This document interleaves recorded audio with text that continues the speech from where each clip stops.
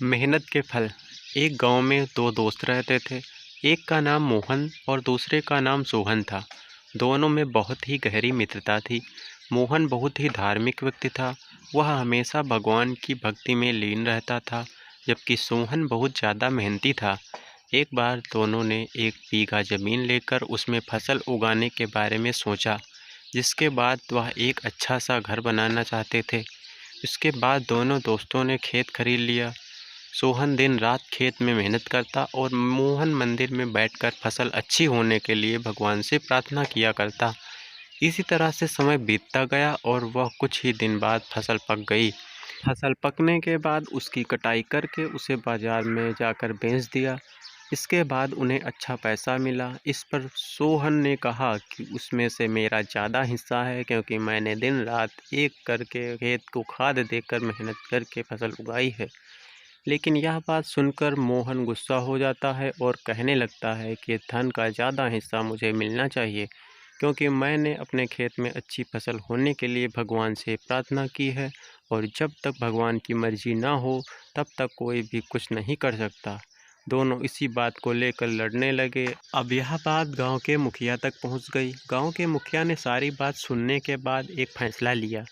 मुखिया ने दोनों दोस्तों को चावलों की एक एक बोरी दी, जिसमें चावलों के 20 छोटे छोटे कंकड़ मिले हुए थे। मुखिया ने कहा कि इन चावलों को बोरी को घर ले जाओ और इसमें से सुबह तक चावल की कंकड़ अलग करके लेकर आओ। फिर मैं सुबह फैसला करूंगा कि फसल का ज़्यादा धन किसको मिलना चाहिए। दोनों अपनी अपनी चावलों की बोरी लेकर घर चले गए। सोहन अपनी चावलों की बोरी को खोलकर उसमें से कंकड़ अलग अलग करने में लग गया।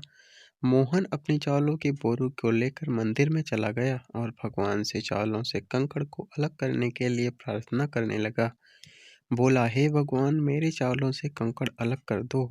दोनों अगली सुबह मुखिया के पास पहुंचे। सोहन ने तो पूरी रात जागकर चावलों से एक एक करके सारे कंकड़ अलग कर दिए। इस पर मुखिया बहुत खुश हुआ और मोहन ने अपनी बोरी मंदिर में ले जाकर ऐसी की ऐसी मुखिया के सामने रख दी और मुखिया से बोला, आप बोरी को खोल कर देख लीजिए। मुझे भगवान पर पूरा विश्वास है कि इस चावल की बोरी से सारे कंकड़ निकल चुके होंगे।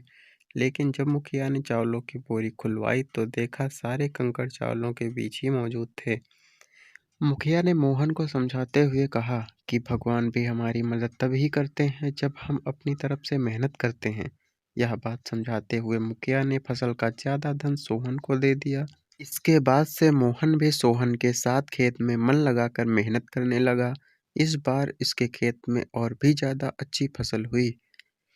यह कहानी हमें सिखाती है कि हमें कभी भी पूरी तरह से भगवान के भरोसे पर नहीं बैठना चाहिए, क्योंकि भगवान भी हमारी मदद तभी करते हैं जब हम अपनी तरफ से मेहनत करते हैं।